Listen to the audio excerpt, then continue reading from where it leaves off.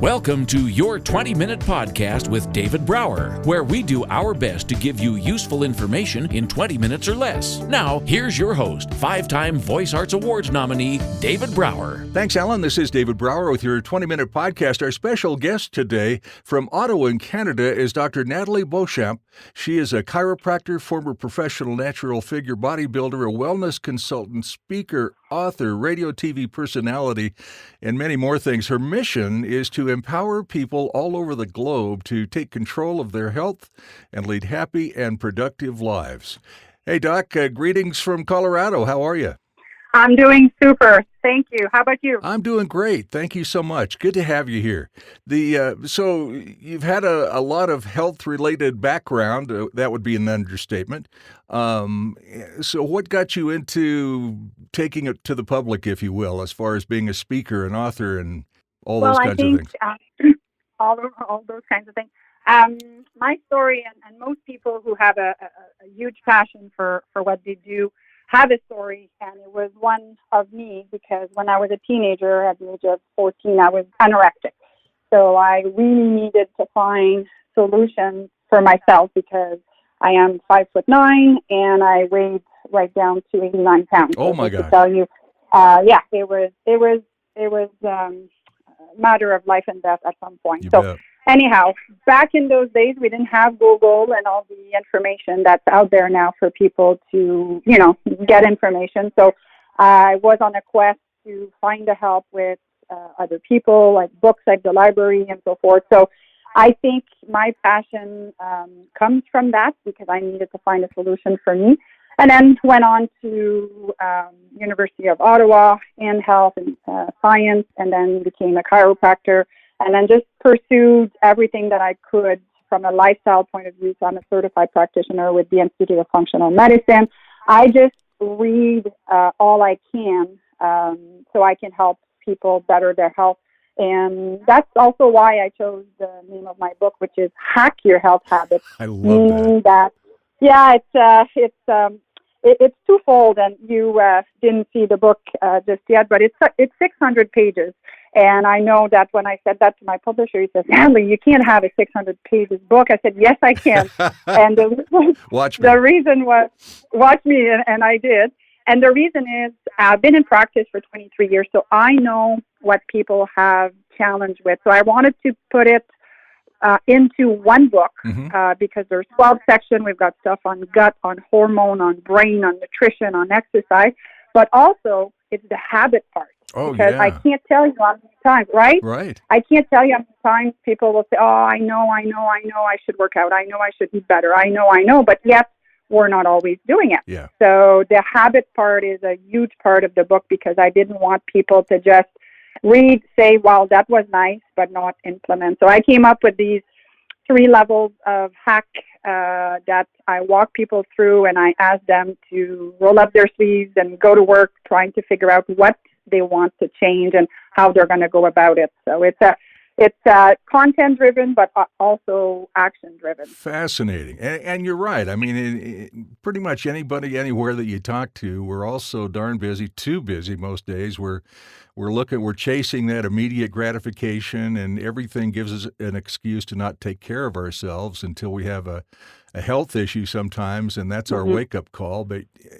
And that's unfortunate, for sure. And I love the title of your book, because hack covers almost the entire half of the cover, and it's, that's a buzzword. If anybody that's even looked at a computer, that's a word that gets your attention. So that's really well done. Hack your health habits.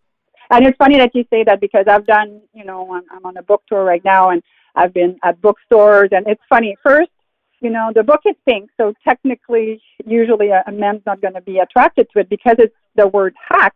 I have a lot of gentlemen come to stores because they think it's a computer thing. But by definition, if you look in with Wikipedia, the definition of a hack is a shortcut or more efficient way to do something, to be more productive and effective. So I always say, if I can do something faster, better, with less effort, of course, I want to know about it and I want to be efficient about the strategy. So that's kind of why awesome. I chose that That's title. awesome. Back in my dad's day, 95 years ago or whatever, the word hack had a totally different meaning, right? Hack was like, oh my God, that guy's a hack. What's he doing over here? So it's nice that word is now taking a positive, very positive connotation, especially in your book. And you've got a did I see that right? A playbook that goes with this, or a workbook? Yeah. So I have when people purchase the book, they can have access to a playbook that's literally a workbook for each of the chapters. I have people reflect. Okay. What have you learned? What habits do you think you need to start implementing? I use the word implement as opposed to change because no one really likes to change. Yep. And then, like I said, a level 1, for instance, is something that can be done quick. You already have the habit, so it's just a matter of, let's say you discover that your deodorant is full of toxic products. You say, okay, well, I'm making the decision. Next time I'm going to the store, buy one that is not loaded with chemical, make the switch. It's easy. You're already doing that action every morning to put your deodorant. You've made a level the 2 first is step, yeah. Pardon me? You've made the first step, yeah, but it's an exactly. easy one, yeah. That's an easy one. Level 2 is a little bit more tricky. So I hear all the time, I keep forgetting to take my vitamins. So that one may be to hack literally an action that you do every day that you know you're going to do that. So maybe it's brushing your teeth, maybe it's, whatever or wherever. So that with that action, most people have a cup of coffee in the morning. Mm-hmm. I say, well, put it literally right beside your coffee cup for the next day so you won't forget about it. So those require a little bit more planning. And then a level 3 is way more complex. It could be losing 20 pounds. It could be stopping smoking. So obviously you don't address a level 1 like you're addressing a level 3. And I think that's why sometimes people are failing, is that they're not giving themselves all the tools that they need to do those bigger hacks. Well, and that's where that immediate gratification comes in, right? We want the silver bullet, and we want it now. And I don't want to do step 1 and 2. I want to just cut to the chase, lose 20 pounds, and it doesn't work that way. It just doesn't work that way. Yeah. I've got a step 2. I do step 2, but I do it differently. I have my alarm set on my cell phone for 7 a.m. and 7 p.m., and when it goes off, it says meds. And so that's my reminder. So now when my grandkids come over and they hear the phone go off, they go, Papa, it's time for your meds.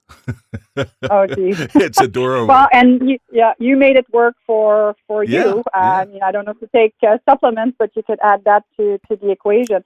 Absolutely. So, yeah. Absolutely. So you travel a lot, I would think, right? But not only talking about your book, but trying to put on clinics, for lack of a better term, to help people learn great things about their bodies and how they can accept change. What kind of travel schedule do you do, and where do you go, and how does that all Well, work? that's a bit of a challenge because I'm still in full-time practice. Okay. So I have my own podcast, which is great to reach a bigger audience. I have an online coaching program where people can get access to me through video that I guide them through hacking their habits. I call it the Mastery Program. I have some specifically more for hacking your hormones, hacking your gut health. So I try to leverage my time online as much as possible. Yeah. But I just did the East Coast and West Coast of Canada in the last month, and then my next travels are to Dallas and New York City. So I'm just trying to be strategic and partner up with people locally as well that kind of have the same mission as I do. So setting up talks, bookstores, I always say, put people in front of me and I can talk just about anything health related, because it's really to, what can I say or do that's going to wake somebody up and say, you know what, I don't want to wait for that health event like you were talking about earlier. And that's kind of my mission, to be honest with you, is to wake people up in a good sense before they have a health crisis. Yeah. I can do that. I watched part of one of your videos, and I was so impressed because you are so engaged engaging, I should say. You're walking all over Thank the you. stage. You're making eye contact. There's nobody going to sleep in your presentation, right?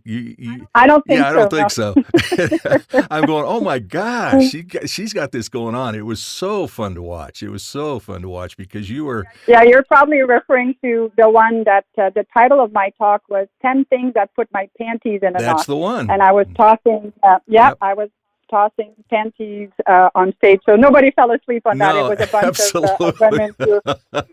We had a good laugh. So no, I really tried to make it accessible and fun for people. And at the end of the day, it doesn't have to be this hard. We're making it harder. Yeah. So I also want to show people that any little implementation brings you forward, or towards, I should say, a healthier life and a healthier lifestyle, right? Right. And when you can get a little bit, even the smallest bit of forward motion, right? In the smallest bit of improvement. And number one, you figure out a way to embrace change at the smallest level. And then all of a sudden you feel like, oh, well, that's not as hard as I thought it was. Let's take a look at step 2 or level 2, right? Yeah, no, for sure. There's, that vicious cycle can be a positive cycle as well. Yeah. Sometimes when people are, let's say, sore or tired, they don't feel like exercising. The less they exercise, the less energy they have, the worse food choices they make and so forth. But the reverse is true. So how can you hack into that positive cycle that, one action is going to trigger another action, which is going to, just be giving you that momentum you're looking for. Absolutely. Your book begins by asking readers, is it really possible to be at an ideal weight, have tons of energy, and feel great? And of course, your answer is yes, and you figure out a way to help them achieve those goals, right? Yeah. No, the answer is yes. And I myself, touch wood, I have all of those things, and I see patients day in and day out following a lot of the right things and the right steps, and just really, really living a good life that they're excited about, that they have the energy to go through their day and do the things that they want. The thing I like about your playbook is it's a read-along guide that helps folks organize, prioritize, strategize, all those things to make sustainable lifestyle changes. And so you've got the book, you got 600 pages, you got 12 chapters, you got all these things laid out to help people. But then the playbook makes it a little easier to kind of get into it. It feels like, right? Yeah, and I went even one step further. I created a planner because I needed something for me. I'm a business owner. I, obviously want to maintain and always trying to find better ways to improve my own health. So I came up with this planner that I'm tracking my day, my goals, my gratitude every day on a very practical kind of way. So when people, like I said, purchase the book, they have access to the playbook and the planner. And I made it to be digital format so people can don't have to print, to stick in, fill in their days on their laptop, because who wants to print 365 pages of paper and carry that with them? Yeah, not me. I mean, I have my calendar on my smartphone, which means I have it everywhere, on every computer, on every whatever. Yeah. And man, if I didn't have that, if I didn't have something written down to remind me, it just doesn't happen, And it helps me, and it's just the way my brain works. But it helps me stay organized without having to think about staying organized, which is really hard for me. Yeah. Well, there's a saying: what you measure gets done. Yes. So I like to measure things and track things. So there's a nice feeling about having a plan for the day or for the week, and then just hitting those targets. I mean, life does happen and things get sidetracked sometimes, but if you're planning for the most of it and leaving yourself some wiggle room, and that's also the challenge that sometimes we have, is we're packing it a little bit too tight in our schedule, and we don't have wiggle room, and then we all get stressed out about this and that and the other thing. So. Well, and when you hit that spot, and we all do, when you hit that spot, that's not the time to give up. That's the time to say, oh, wait, it's just a spot. I'm okay. It's just a spot. I'm not throwing this away, because it's so easy to walk away, right? Yeah, no, for sure. And also, like, you're bringing a good point of, I see oftentimes people giving up in the sense that they don't think that what they're doing or the choices they're making is, powerful in the long run. I'll give you an example. Sometimes people say, oh, well, whatever we eat, we're going to die anyway. So, whatever, right? And so they're not going to make the choices. So I think it's to gain control of your health by the knowledge you have. So it's strengthening your opinion or your knowledge of why you're doing what you're doing. And it does make a difference. For example, stats-wise, it said that 95% of health issues are lifestyle related and maybe 5% are genetic. So we blame our genes for a lot of things, but yet a lot of our chronic health conditions like heart disease, diabetes, cancer are chronic inflammatory lifestyle issues that the chances can be decreased if we follow a good lifestyle. So I think people need to know those stats.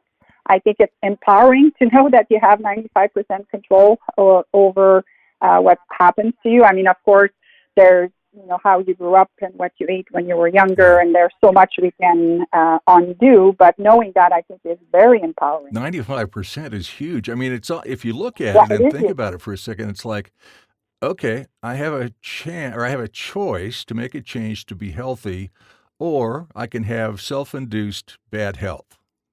I mean, 95% it's my fault. It's all on me if I don't figure out a way to work through this. And that's where your book, your playbook, your podcast, your blogs, your videos, all of those things work together to help people achieve a little bit of success at a time, build their momentum, build their confidence, and help them get to where you know that they can be. Yeah. Especially now with, information is good and bad. It's bad because sometimes it can be overwhelming, but it's good. I am French Canadian, and I grew up on bad French Canadian junk food because my parents didn't know any better. Right. But now we know better, and we have access to information that we didn't have access to. You just have to make sure you're getting the information from the right sources, and that's where the challenge comes in. And that's why I think sometimes people get discouraged and say, was an article saying, too much vitamin D is now not good for us, and so forth, because the media will want headlines and will write the headlines to get people's attention. And sometimes it's like, I just shake my hand, No, that's right. Example, don't go to the gym, drink 10 glasses of wine every day, and it's the equivalent. Come on, you know what I mean? Yes, there's resveratrol in wine, but you would have to take it in such higher quantity to get the health benefit, and then they're not talking about the sugar. That's right. The wine, then you're passed out looking for a gym. That's right. Well, I didn't think of that, but yes. So if we just rely on headlines or those articles to teach us, sometimes they just wanted to write an article where you're gonna click or buy that product. That's so right. Consumers have to really become consumer beware. Has never been so true. Absolutely right. We're just about out of time. I want to make sure people know how to get your book. It's on Amazon. It's an Amazon #1 bestseller. It's Hack Your Health Habits. Your website is Dr. Nathalie Beauchamp. Is it Beauchamp? Beauchamp is fine. Okay. So, yes. So DR, and then Nathalie is spelled like Nathalie, right? Nathalie, and then Beauchamp is BEAUCHAMP.com. And if it's too hard for people to spell my name, there's hackyourhealthhabit.com, which is literally the name of the book that people can go on. And then they can find you. They can learn about your blog, your podcast, your programs. How fascinating. Well, congratulations on your journey. I mean, it's obviously has helped you, and you've been able to turn around and pay it forward and help others. So that's a feel-good kind of place. Congratulations. Thank you so much, and thank you for giving me the opportunity to share some health hacks with your listeners. You're very welcome. Listen to your 20-minute podcast with David Brower on the go. Downloads are available on YouTube, Twitter, Facebook, iTunes, iHeartRadio, Spotify, any podcast app, and on our website at davidbrowervo.com/your20minute podcast. Until next time, thank you for listening.